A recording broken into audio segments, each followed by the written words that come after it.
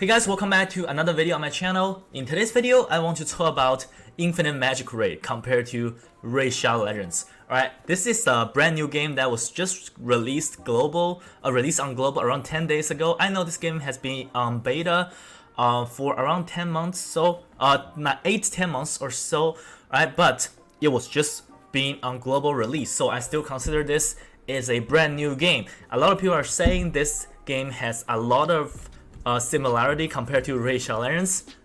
I know, it's true. Alright, I'm gonna walk you through the features that I think is very similar to Raid, and the fact is this game did better than Raid on some system designs. Alright, so it's gonna be a fun one, so let's get right into it. Since we're comparing this game to Raid Shadow Legends, I also have my Raid Shadow Legends opened here, right? So we're gonna see some interesting stuff here. Alright, a lot of people are saying even the shard pull system is very similar compared to these two games, right? This is the cheapest shard. Raid Shadow Legends also has the cheapest shard called Mystery Shard, right? And then we have this Excellent Wish, which is just a normal summon, alright? And Raid Shadow Legends also has this at its Ancient Shard. This has around 0.5% chance, and in this game it has 0.7% chance, I believe. It's a little bit better. Alright, one thing this game did better is the pity that gives you the guaranteed legendary champion is 150 pulls. On the other hand, in Raid Shadow Legends, the mercy system is at 220. So in this game, it's much easier to get a legend hero. But the thing is, in this game, there is no like 2x chance of summoning legend hero. But on the Raid Shadow Legends, like the developers often do a like 2x chance to summon legendary hero. Like this is 0.5% right now, and there was probably once a month thing that they're gonna do like 1% chance for summoning legendary champion. But on Infinite Magicraid, we don't have this like 2x chance summoning. But in this game, there is, I believe there is a double legend hero event, something like that going on. Alright, and then we have this Supreme Wish, the yellow summon. Alright, it's just the same thing as Raid Shadow Legends. Look at this, it's called Sacred Shards. It has like 6% chance because currently we're having a 2x chance on this yellow thing here, so it's 12%, and in this game this is 8%. So I think it's very similar, right, in terms of hero summoning system. But like one thing I think Infinite Magicraid did better than Raid is during a short period of time they are gonna do like a boosted chance of getting targeted legend heroes, right? Like this in this event, like you have to pull this Miracle Wish, and all the legend hero you got are gonna be from these 5 heroes. You are not gonna get any other heroes other than these 5. I think this is very good, very well designed, right? At least like if you're willing to spend, you are gonna be like, you're gonna guarantee to have progression. So first let's take a look at this, right? Please select your wish hero. So among these 5 heroes, you can pick one that you want the most, right? And every third legend hero is guaranteed to be the wish hero, right? To get 3 legend hero, it requires to spend some money for sure, right? But at least if you're willing to spend, it's gonna guarantee the progression.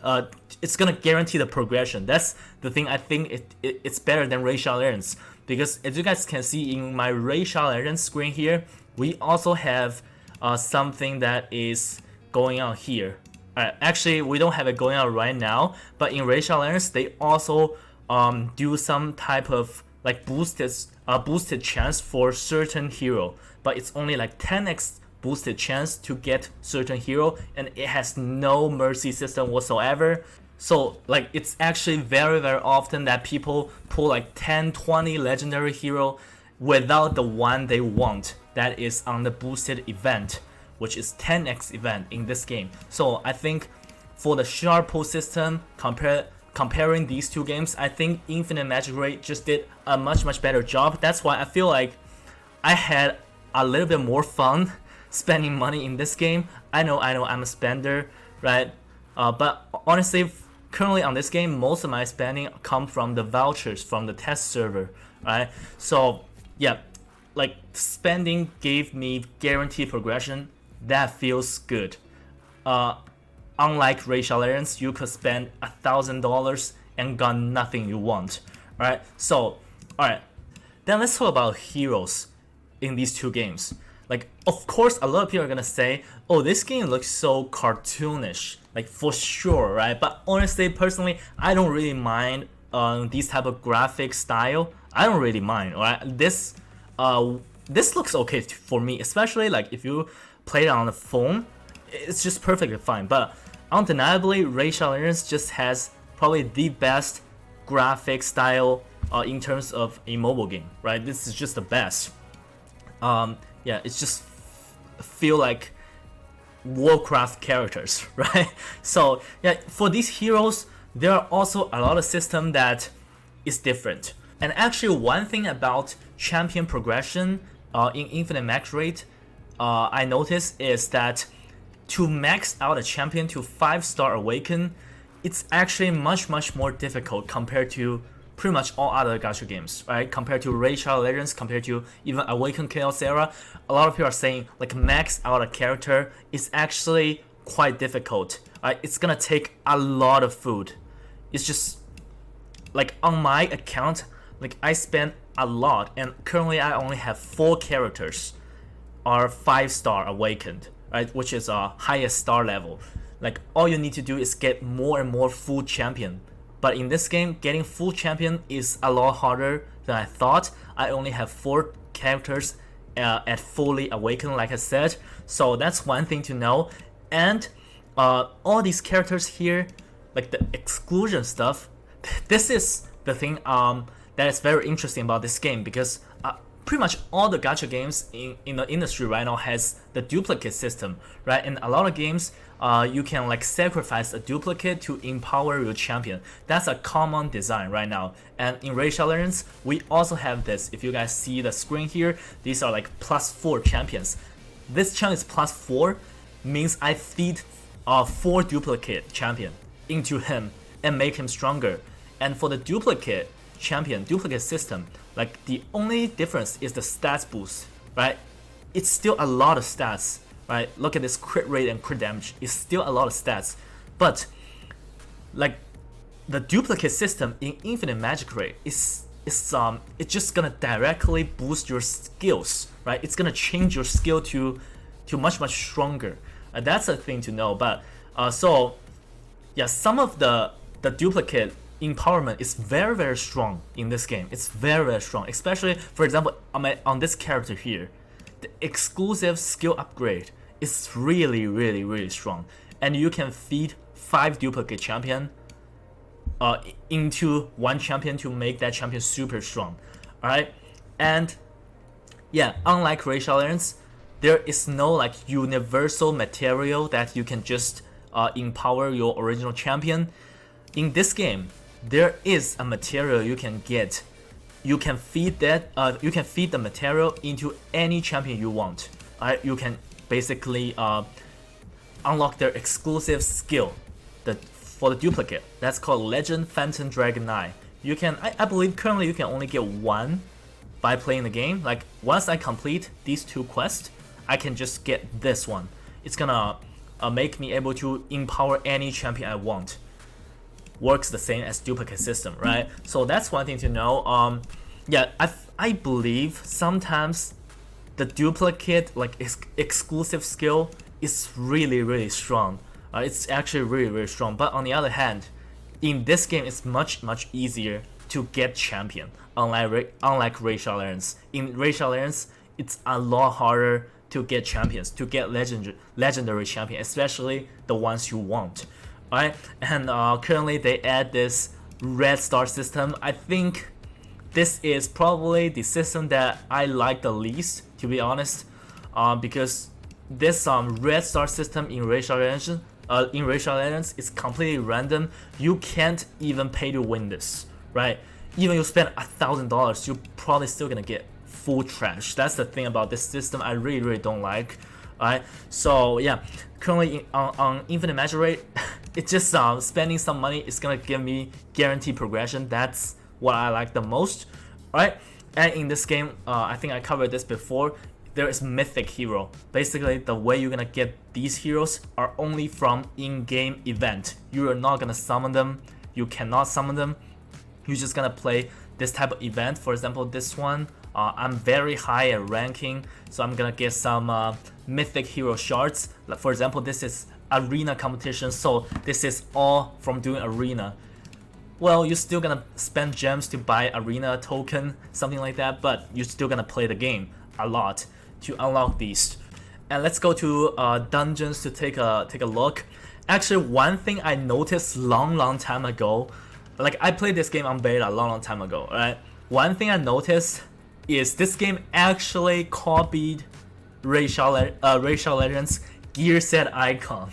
I know it's hard to believe, but I believe this they copy it. I could be wrong. Maybe all other games have the same gear set icon. So this is the gear set they have. Let me move myself aside. For example, this leech set, right? And this healing set and this speed set. Let me show you guys the icon on Racial Legends. This is gonna be hilarious. Look at this. This is lifesteal set. They just look the same, right? This is a speed set. This is a speed set, and this is a HP set. Let's see if the HP set looks the same. This is a HP set. This is just so funny. Like that's one thing I'm not quite sure what to say about this. I mean, they could just invent a different icon, right? So I mean, this video is not sponsored, so I think I should be honest about my opinion, right? Even though most of the games has this type of speed set or HP set, but I think they should really just use a little bit different icon, right? And then with this, these are the artifact dungeon. Basically, artifacts in this game is similar to the accessories in Racial Legends. You can get accessories. It's the bottom row of your champion's gear. It's just similar stuff, right? And in this game, you can actually farm your food, right?